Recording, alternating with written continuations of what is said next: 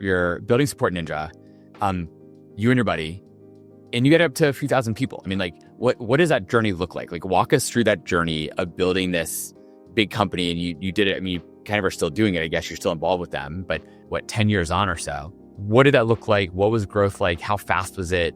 How hard was it? What are some of the war stories from there or lessons learned? Yeah, we joke at Support Ninja that we've seen it all, right? Like, we had a volcano eruption, we had typhoons, we had earthquakes, we had pandemic that hit us. Like, we've literally seen it all, and we've gotten the calls at like 2 a.m. being like, an earthquake hit.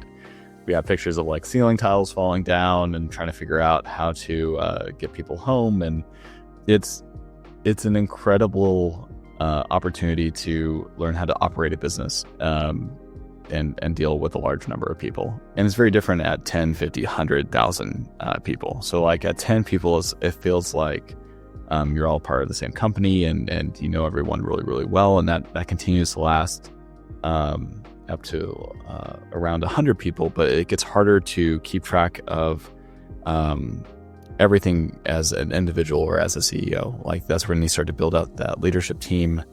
You start having, there's a big difference when you are, I remember being on like an airplane and we were at like, I think 500 people, and I had flashcards and I was trying to remember like everyone. And as I would go around the office, I would take notes on like their hobbies or their interests or the things that they've said in passing. And you lose some of that intimate feel, and you just try to hold on to that for as long as you can.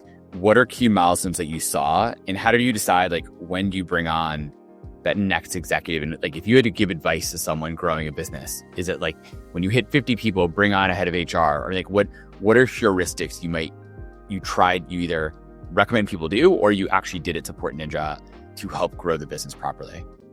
Yeah, so at 40 people, you need a HR person. Usually at 40, you start to feel it. At almost right away, you need to have someone that's trained in IT and InfoSec and security, because that could take out your company if you're not, depending on the contract. So the first time you have let's call it like a $200,000, $300,000 per year contract, that's when you need to look at like cyber liability insurance and making sure that the data is stored the right way. Senior executive hires are really, really hard. In a lot of small companies, they go and they find ex-senior executive that worked at big company in their space. And that is a notorious trap for a lot of people. And sometimes it might work out, but a lot of times you're getting someone that used to be in charge of 100 people and never did the work that you're asking them to do on the day-to-day basis. And I would also say really focus on the people that helped get you there and elevating them as much as humanly possible. And also pay attention to the people that you like spending time with, because if you're going to be on this journey for like 3, 5, 10 years, right? Like, the people that you do business now might be the people that you do business in the future with. And if you like building with them, it's more collaborative. If they have a growth mindset, they can grow and develop as the company goes along.